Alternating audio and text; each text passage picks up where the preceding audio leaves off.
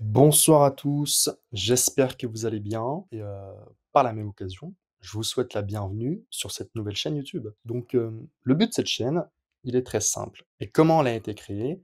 Tout simplement parce qu'aujourd'hui, je suis un petit peu révolté. Je suis un petit peu contrarié, mais j'ai aussi envie de vous apporter mon aide et j'ai ce sentiment de devoir apporter mon aide, à tous ceux qui commencent le trading, à tous ceux qui évoluent dans le trading depuis un certain temps et qui font certainement fausse route par la multitude d'informations qui sont erronées.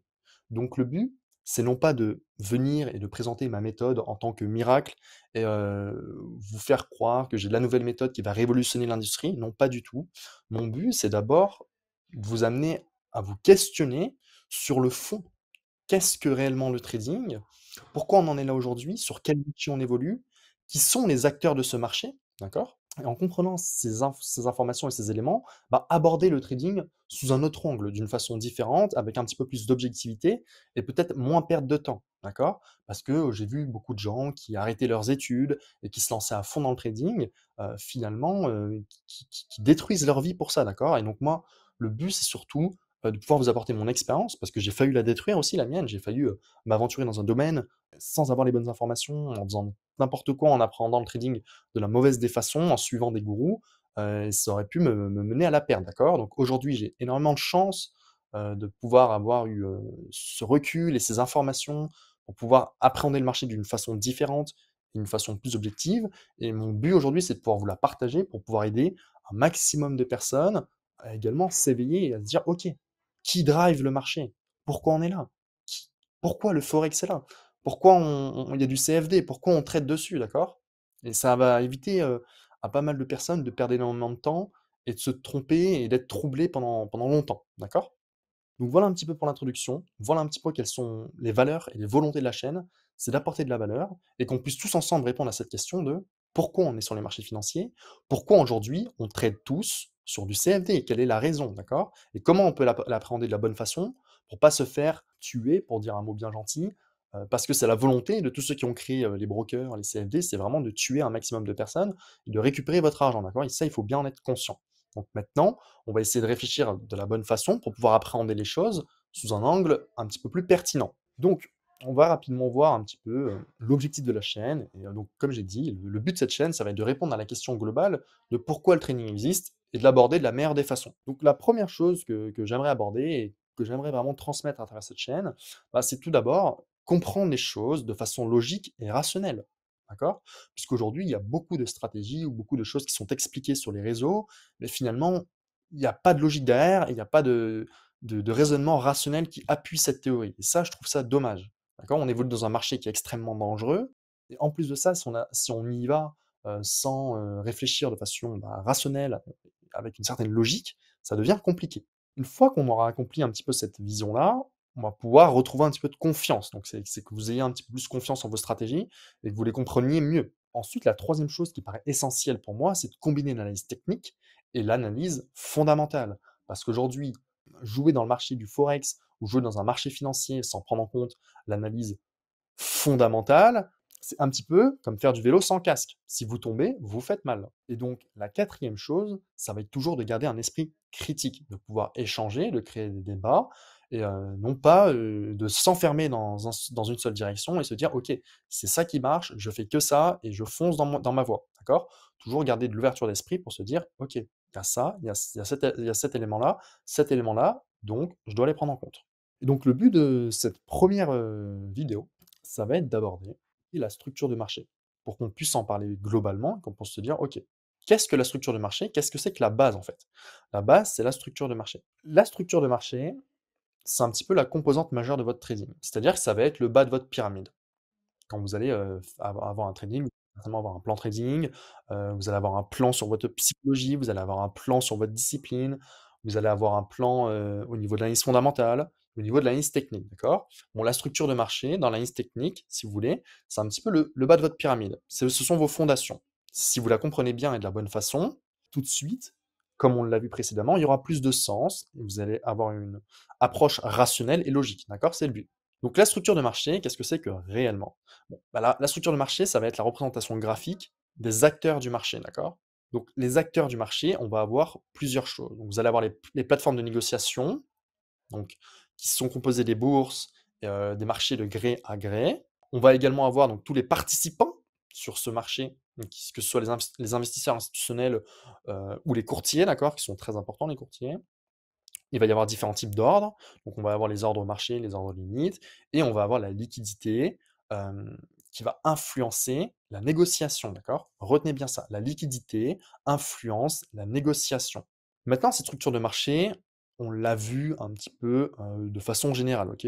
Donc, nous, la GA, ce qu'on veut, c'est vraiment comment on peut retranscrire ces informations de façon graphique. Comme j'ai dit, le but, ça va être qu'on prenne une information et qu'on la calque directement de façon logique et rationnelle, qu'on donne du sens à ce qu'on voit.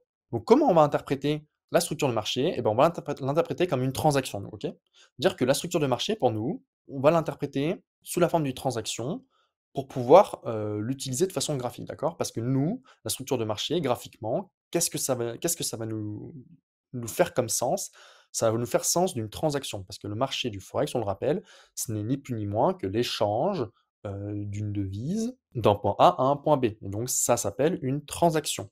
Donc ça, comment on va faire pour le voir de façon graphique?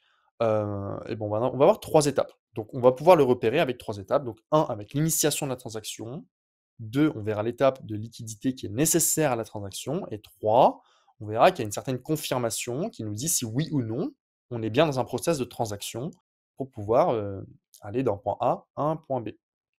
Donc, comme j'ai notifié, l'étape 1 va vous permettre de comprendre comment on génère une contrepartie sur les marchés financiers pour créer une transaction. Ça, c'est super important à comprendre. Ok les gars, du coup on se trouve directement sur les graphes pour pouvoir analyser la structure de marché et mettre en pratique tout ce qu'on a vu juste avant. Donc priorité, savoir comment tracer les bons points de structure externe, d'accord? Parce que beaucoup de personnes tracent leur structure sans avoir les bons points externes, ce qui fait qu'on est dans le faux. On est dans le faux au niveau des transactions. Et donc, si on est dans le faux au niveau des transactions, on va pas être dans le bon tempo pour trader. Donc, super important de tracer ces points de structure externes de la meilleure des façons. Et puis, si vous voulez, la structure de marché, donc nos points hauts et nos points bas, qu'est-ce que ça va nous permettre? Ça va nous permettre d'identifier nos transactions. Et donc, en identifiant nos transactions, on va pouvoir être capable d'être dans la prochaine, ou du moins, avec les probabilités, de savoir quelle transaction est la plus probable d'arriver dans les prochaines heures, les prochaines minutes, prochaines secondes. Tout est fractal, donc ça marche dans toutes les timeframes. Donc la première des choses, ce que je vais vous dire par là, c'est que pour tracer un point de structure externe, vous allez devoir attendre une cassure, d'accord? Donc partons du principe qu'on a un point haut ici, on a un point bas là. Ce point bas là impulse cassure de ce point haut là, d'accord? Ce qu'on va attendre pour tracer un point de structure ici, c'est cette schématique, d'accord? Lorsqu'on a une cassure haussière, d'accord? Vous avez une cassure de ce point de structure haussier, vous allez attendre, donc là vous allez avoir des bougies bullish, là comme je les ai tracées, vous avez des bougies bullish. Vous allez attendre qu'il y ait une bougie bearish qui se forme, et à partir du moment où vous avez une bougie bearish qui se forme, qu'est-ce que vous faites? Vous tracez votre point de structure sur le plus haut, ce qui fait que vous avez un high, ici, qui est composé certainement de cette façon-là. Pareil, même principe, on vous a créé un high, maintenant on vient vous casser un low. Ok, on vous casse un low, et ben qu'est-ce que vous allez attendre sur ce low? Même principe, vous allez avoir des bougies du coup baissières, donc des bougies de couleur foncée, et une fois qu'elles cassent votre low, vous allez attendre la création d'une bougie haussière. Et quand vous avez la création d'une bougie haussière, vous placez votre point de structure, et vous avez un nouveau point de structure qui s'est tracé. Même principe quand on continue, ici, pour passer notre prochain point de structure et donc évoluer de la bonne façon avec notre structure de marché, on va devoir attendre notre schématique de cassure haussière qui va nous permettre de tracer un nouveau point de structure et qui va nous permettre de faire ça de la bonne façon. Donc ça, c'est pour la partie théorie. Maintenant, on va directement aller sur la partie pratique. euh, et donc, je vous emmène. Ok, du coup, les gars, on se retrouve sur la partie pratique, donc pour pouvoir tracer nos points de structure. Donc, par exemple, admettons que je commence ici. Je vois un point bas, je vois un point haut, je vois un point bas. Et on commence.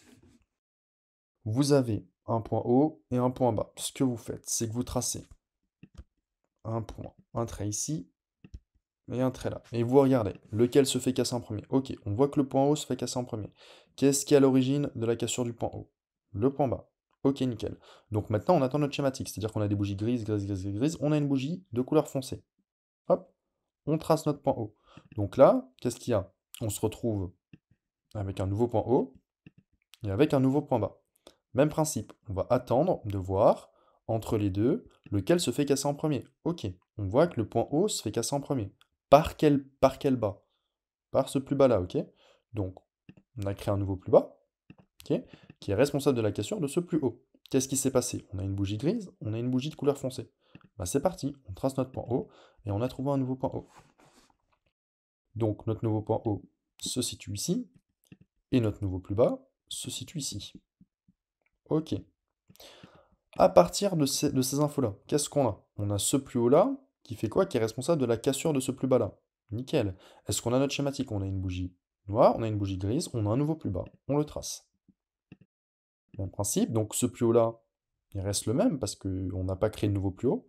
Par contre, on a créé un nouveau plus bas, donc je déplace mon trait sur mon nouveau plus bas. Pareil, donc là, je fais le même principe. Mon plus haut est là, mon plus bas est là. Je vois que mon plus bas se fait casser. Ok, est-ce qu'on crée un nouveau point de structure? Oui, en effet, on a une bougie noire, on a une bougie grise. Nickel, je passe mon plus bas. Question que je me pose, quel est le high, donc le plus haut, à l'origine de ma cassure? Parce que là, vous voyez bien qu'on a créé un nouveau. C'est pas ce plus haut-là qui est responsable de cette cassure-là, ok? Bon, si on regarde bien, c'est pas ce plus haut-là qui est responsable. Donc on regarde bien, et on trouve que le plus haut, c'est bien celui-ci. Et on répète le process à l'infini, à l'infini, à l'infini. Et vous déplacez votre trait comme ça, de fil en aiguille, jusqu'à tracer votre structure de bout en bout. Ok. Maintenant, nous, on va aller voir sur les graphiques, enfin plutôt sur le diapo, pour savoir comment on va interpréter ces grandes structures. Ok. Comment on peut les utiliser. Nous, la seule chose qu'on sait aujourd'hui, et c'est ce que je peux vous dire, c'est qu'entre ce point bas-là et ce point haut-là, on observe une transaction bullish, d'accord? On observe une transaction bullish, c'est-à-dire que on est parti d'un point A pour arriver à un point B et on a transactionné de façon bullish. Même principe, ici on avait un point A, on allait à un point B, un point A, un point B, un point A, un point B, un point A, un point B. Donc, votre structure de marché, quand vous l'avez bien tracée, vous allez pouvoir observer vos transactions d'un point A à un point B et vous allez en déduire si elle est bullish ou bearish. Et à chaque fois, c'est le même principe. Donc, retenez bien ça. Une transaction est repérée grâce à votre structure de marché. Donc, la réalité des choses, c'est que vous observez ni plus ni moins que des transactions. Donc, votre structure de marché doit vous faire un petit peu plus de sens maintenant. Ok les gars, du coup on se retrouve sur le diaporama et maintenant on va parler transactions et liquidité. On sait que pour qu'il y ait une transaction, on a besoin de liquidité. C'est-à-dire qu'on est à un endroit A, on veut aller à un endroit B. Ok. Bah, pour pouvoir aller de notre endroit A à notre endroit B, on a besoin qu'il y ait une prise de liquidité qui s'effectue. Sinon, on n'observera pas de transaction concrète, précise et qui rentre dans notre logique de structure. Comme on l'a vu, la structure de marché, ça vous donne un ensemble d'éléments nécessaires pour repérer les transactions. Donc les transactions les plus intéressantes. Là, aujourd'hui, on ne va pas parler de transactions de 8, 9, 10, 15 pips. Non. Les transactions qui sont intéressantes, c'est des transactions de 30, 40, 50 pips au minimum. On ne va pas trader en scalping pour des 8, 9 pips, sachant les processus qu'il y a derrière les marchés du CFD, d'accord? Ce serait inobjectif de faire ça. Donc, concrètement, on va vraiment aller trader sur des mouvements avec une amplitude idéale de 30 pips minimum.